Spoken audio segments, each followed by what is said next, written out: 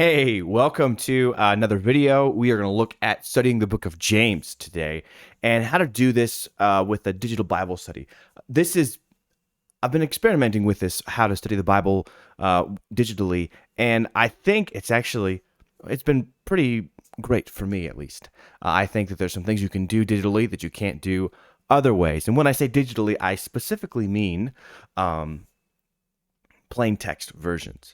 So that's what we're going to look at today. My name is Abe, and I make videos about studying the Bible. I make videos on Emacs, and who knows what else I'll make a video on. I've got some other ideas coming in, but today we're going to look at specifically how to study the Bible digitally, looking at the book of James to kind of say, hey, here's how you set things up. So that's kind of my goal, my plan with this is just to talk about a few things as far as setting things up. So that's what I want to do. All right, so let's talk about James and setting the text. The way I want to do this is I want to have a file that has the entire book of James in it, all 5 chapters of it. And I want it to look not just, every line of verse sort of thing. I want it to be aesthetically pleasing so that when I'm looking at it, it's more digestible for my mind. And so here's some things that I want to do that. So here's what we're going to talk about today. We're going to talk about the advantages of digital text. We're going to talk about creating paragraphs, adding headings, and then enumerating. So just creating a bunch of lists as one way to get you started with studying a book of James. So let's go ahead and first talk about this idea of the advantages of text here. There are several, I think, some advantages with using digital text versus a paper Bible or even a PDF Bible. And so let's just talk a little bit about there. Here's a few things here. So let's talk about the first one is the ability to copy and paste. Now, PDFs, obviously, you can definitely do that with this. A PDF you can copy and paste pretty easily. But having a keyboard, be able to do that, especially using some sort of program that is focused around using the keyboard like Emacs or even Obsidian, you can enable the Vim key bindings, which I think is fantastic thing you can do. That's so you can be so quick about moving things around and copying and pasting and just kind of making it just seems more native to that than it is like taking your finger and dragging across what you're wanting to highlight with a digital PDF on like an iPad or something. A mouse and keyboard, particularly just a keyboard, to me, I move much faster. It seems more natural as far as working with text than otherwise. So I love that aspect of it. I think too, as well, being able to edit things any which way. So with PDF, you're really locked down. With a paper Bible, you're really locked down. But if you wanted to edit things in the text or around the text, and kind of creating it kind of your own little workshop, your own little lab. That's what I kind of think of it as, my own little workspace of like, here's where I'm going to mess around. And like, I'm not expecting anybody else to see this, although you're obviously going to see what I'm going to show you here in just a second. But I'm not expecting this to like go somewhere where other people can see it. So like if I delete some words, they'd be like, hey, don't delete, this is the word of God, don't delete that. Well, I'm not deleting it like permanently or anything like that. I'm just changing some things. So I like that too. I think another great benefit here also is movement. Being able to move quickly around, being able to search, I think works much better than just about anything else as far as moving around, as well as being able to open and fold things. I'll show you some of that stuff in just a second here to visualize things much better. I think that is kind of like the main thing I see of as the benefits of a digital studying the Bible digitally is being able to visualize things much better than you would otherwise. Now, some people are really big into sketch notes. Some people are big into mind maps and all those sorts of things. I think that there's obviously some benefit there, but as I've been doing this, it just seems better in my use cases as well. And then the crown pinnacle point of advantage of digital text is obviously the ability to hyperlink.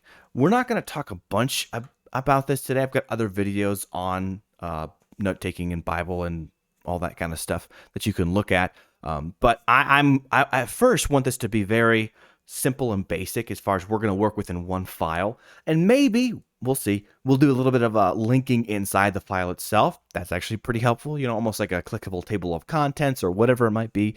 But that's also a pretty beneficial as well. So with those four things in mind, let's go ahead and jump on to our text here. So this is Emacs. I have used Emacs before in some of my other videos, and I thoroughly enjoy this. I'm trying to move this a bit here. There you go. Hopefully that's big enough for you. I know some people say, "Hey, can you make that a little bit bigger?" Because you're viewing it on mobile, and yeah, sure, I can make it bigger. You just can't see a bunch here, in here, so that's kind of like part of the problem here. But let's go ahead and go through those four things that I was talking about as far as, well, we've already done the first one, but let's go through the paragraphs and the heading sort of thing here. So here is just the text of James here. And notice that I've got like a first level heading here for the paragraphs. I've got a second level heading for the title of James chapter 1. And I'm really just making some of this, some of this is just for explaining things for other people. I typically don't put like paragraphs in here, but for you, this is like the first thing you're going to do is create some paragraphs. Now, imagine for a moment that this was just the plain text here, and this is all it is the plain text here. And the verse numbers are bolded, so that's nice, and I like the look of that.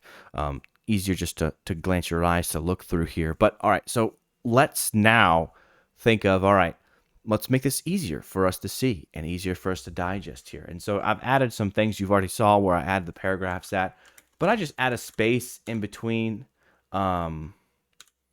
these things just so you can kind of see. All right, here are the breaks in James's thought that I want to show in this section. So do that, go through it, look at those breaks that James has. So that's a way to just, for your own sake, visualize how things work here. So paragraphs here.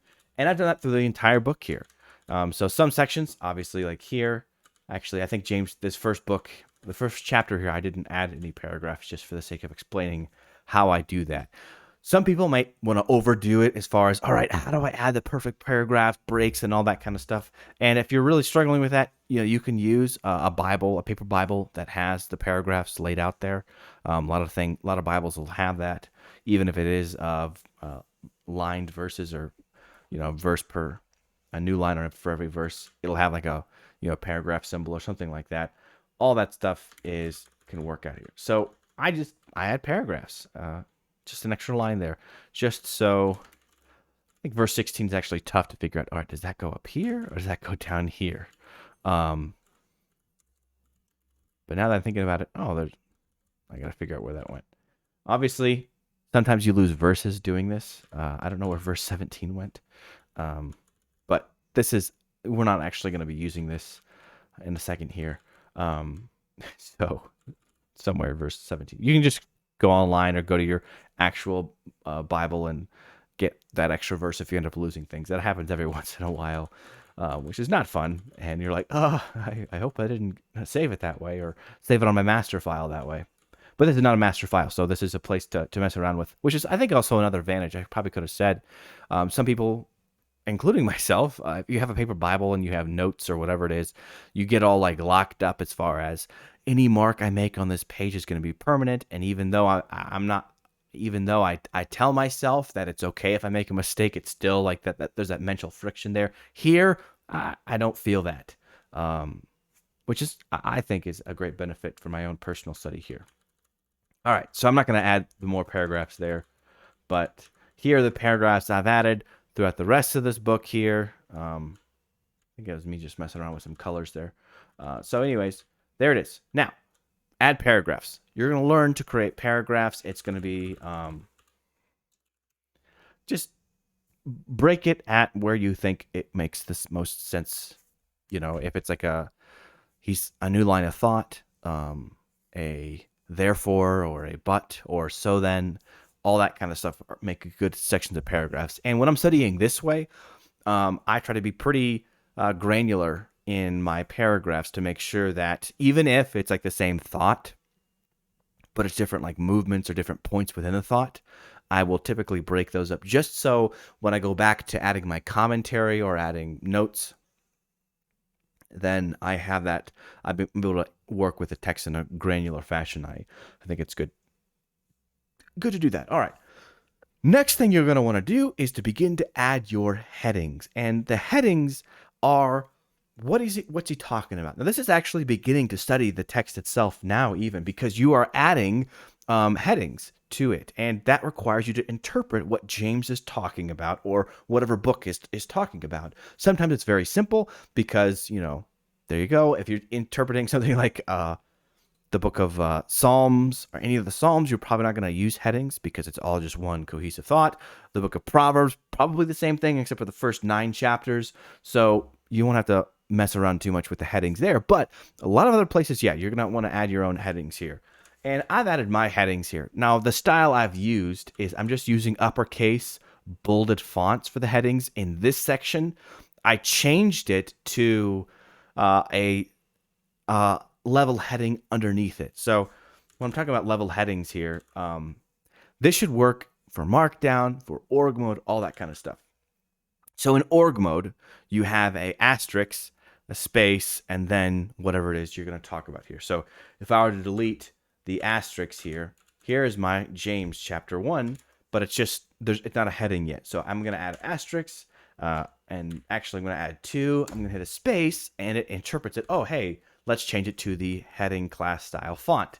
So that's what it is. Now I can, make it as 3rd level or 3rd, 4th, 5th. If I want to do all that stuff, but we're going to keep it at a 2nd level heading here. What I could do with these, and let me just kind of show you what I'm talking about here. So let me delete the invisible, whoops. Let me delete the invisible asterisks here. In Emacs, you can actually get the thing to hide asterisks, which is nice. But so let's add 3 level headings. There we go. So I could do this as far as another level. So introduction, this here, and then this is going to take a little bit too long.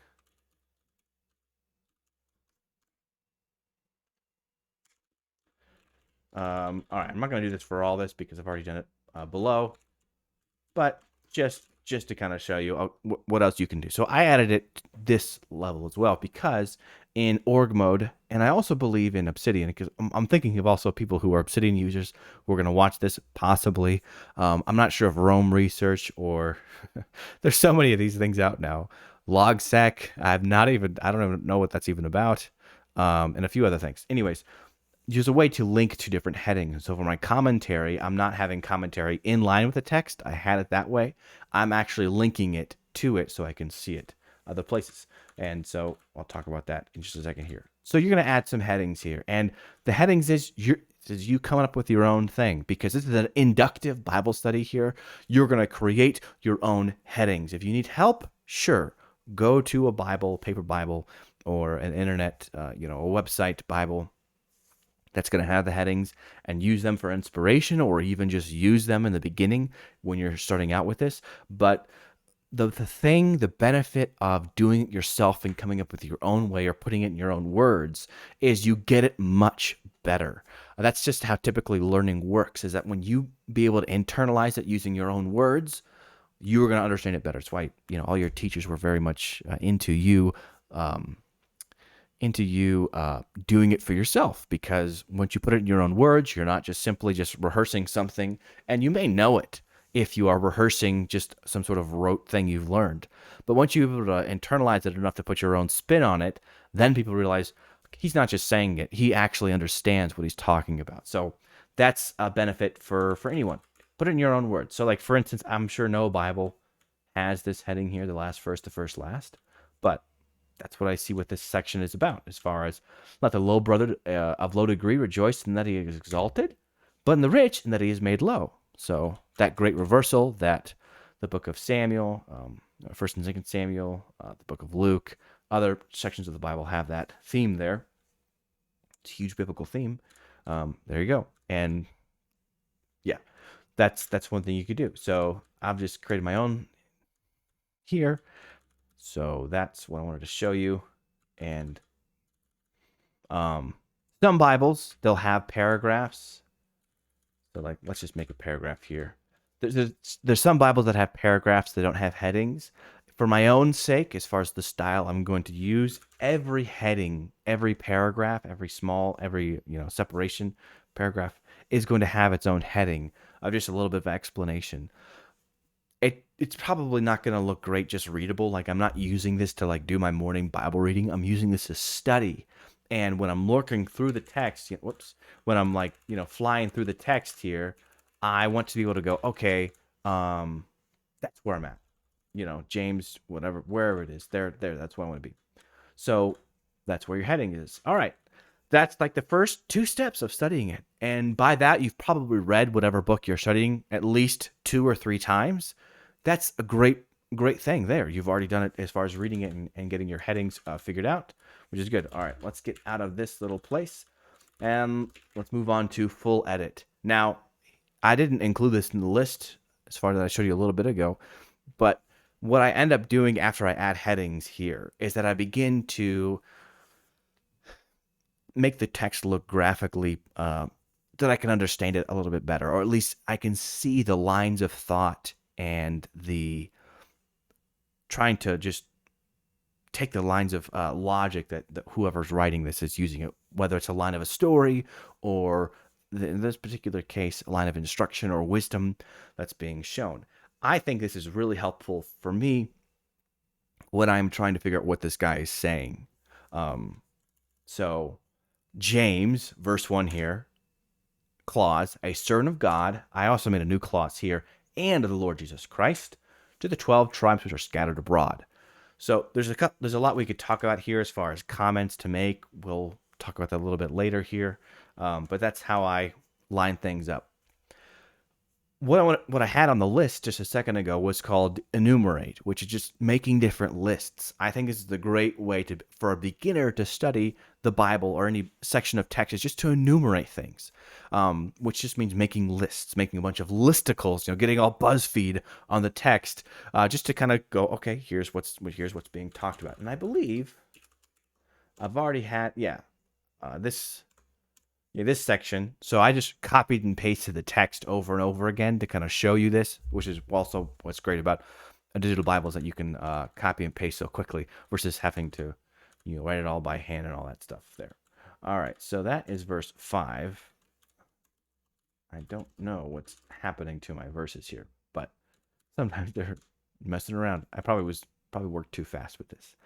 Anyways, in a video I made, I don't know, a while ago, probably a year, I talked about the 5 W's of the book of James, which are wholeness, wisdom, wealth, works, and words. I believe, I've got them right here. Those are extra ones, so don't worry about those. But wholeness, wisdom, wealth, words, and works. I think those are the 5 basic categories of the book of James. Those are the 5 ideas that he's playing with and working together. So sometimes a verse will have 2 of them. Sometimes it'll, I don't know. I haven't in my study yet. I haven't seen a section have 3 of the ideas here working together, but they might. So those are the 5 things he talks about quite a bit. So what I've done is, one way I've done this is I've just versed out where he talks about this particular idea by name. Sometimes he might talk about it without naming it, but these sections he'll call them the rich or other words that talk about this person, or wealthy person entering your congregation. Chapter 2 and verse 2 there we are. Words, the same thing there. But before I did that, I ended up going to each chapter and underlining each one where this word is here. So this word telos here in the Greek, or the word perfect or mature, whole, just to keep the alliteration up, is being used here and also there. Yes, so those are the ones I'm here. And then as far as here, the word rich, I also think that's a word for wealth. So I'll just go through each section here and think about, all right, where is this word? Where are these key themes being used at, and let's make a list of them. So key themes, key terms, that's a great way to begin to make lists. I've not done this yet, but I plan on doing this. I've done it with other books, and I think that's pretty helpful for me, especially if you're teaching a class even, is to, especially a book like James or any of the general or Catholic epistles as they're called, um, to list out all the different commands that a book might have. So let me kind of just demo that just really quick here. So I've got a section here called general commands. Oops, let me change that.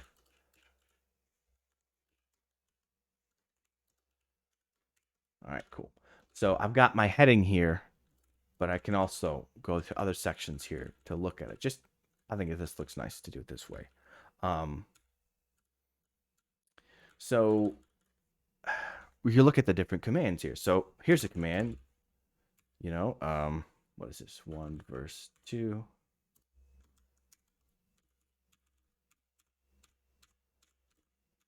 And then maybe I want to like bold it. So that way, like, okay. And there we go. All right. Now, sometimes the text doesn't use like a command statement, but for instance, verse 4 there, let patience have her perfect work, that ye may be perfect and entire, wanting nothing. That's not a command, but a let actually has some sort of commandness to it. So I'm going to actually copy that in there, 1 verse 4, paste that in, delete the verse number. So it's not, yeah, so, but so that's, yeah, all right. Because I've had this underlined. That's why it's doing that. All right, cool. So there's 2 sections there. So, 2 commands I just looked at. So command number 1, count it all joy when ye fall into diverse temptations, verse 4, but let patience have her perfect work. And we'll just do one more here just for the sake of, for 3 of them, just so you can kind of get the idea. Oops.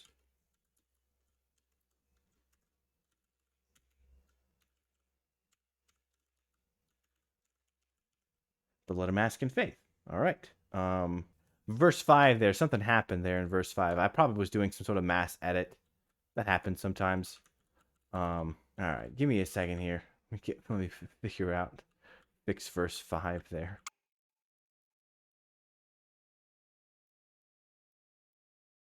All right, there we go. So I've added verse 5 back here. So that's how you can begin to list commands here. Count it all joy when you encounter various trials. Let patience have her perfect work. Let him ask of God. Let him ask in faith. So that's just a thing you can do for epistles and other sections of the Bible that have general commands. That I don't think these are specific to a particular Christian, a particular area. I think they're general commands of all time. So you can use those generally and not have to worry about, well, was this just for them or this just for us? List those just general commands. That's a great way to make a list there as well. So those are the 2 ways I would begin, is to make different, so create paragraphs. Let's go back to our thing here. Yeah, so create paragraphs, add headings, and enumerate. Those are kind of the 4 beginnings of studying the text as an overall whole versus getting into the nitty-gritty deal. Because the way I think of studying a text is not so much looking at verse 1 and 2 and 3 and 4 for a little while, then moving on to 5, 6, and 7, 8, and then yada yada yada, move on forward. It's more of a I forget who uses this term, but I'm probably not using it the way the person was using it. But for instance, when you're like studying a text, is you're circling it at different levels. So at one point we're just kind of looking at it at the 5,000 level, as far as we're just skimming over things, looking at things in general at a glance, and kind of getting a feel for what this book is about versus trying to get to the nitty-gritty detail. And then I think next time we'll talk about maybe some 4,000 level things. This is not very scientific as far as what each one does, and all that kind of stuff. But then, you want to get down close and you want to be right on top of things. And I don't know, just call it the 5-foot section there, where you're actually just reading it and studying it and making different connections there. So I think it's where we're going to leave it off for today. Thank you so much for watching this video. Please subscribe to get more videos about studying the Bible and even Emacs and some other things. I've got some other things I've been thinking about doing. But most of all, I really appreciate all those who've been subscribing. I'm like really close to 1,000 subscribers, which is pretty wild to think about. I think it's great. Excited about it. And if you want to as well, follow me over on Odyssey. I'm also uploading my videos there as well. Or I'm going to probably start doing Rumble. I just learned that Rumble is just acquired locals from Dave Rubin. So that seems like it's a program that's going to, I think Rumble could become a pretty good contender to YouTube as far as just some good marketplace competition there.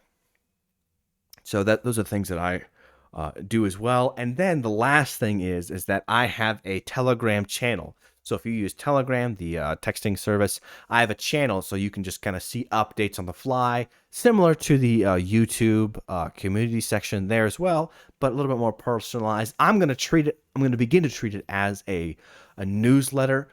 And yeah, I think as a newsletter, I think that's the best term I can use to talk about what I'm going to be doing on that. Just kind of writing some edifying things and just, here's what I'm at and here's the things that I'm doing to study the Bible and to, maybe, I don't know, there's a lot of productivity people out there, so I'll probably not do too much stuff on productivity because, I don't know, I don't feel like I'm a super productive person, or at least I have my head on straight enough to where I'm like, here's how I ought to do it, right? So I just try to teach you some things that I think are helpful how to study the Bible, and I might relay some other things as well.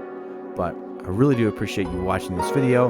Be sure to subscribe to this video. Check me out on Rumble and Odyssey.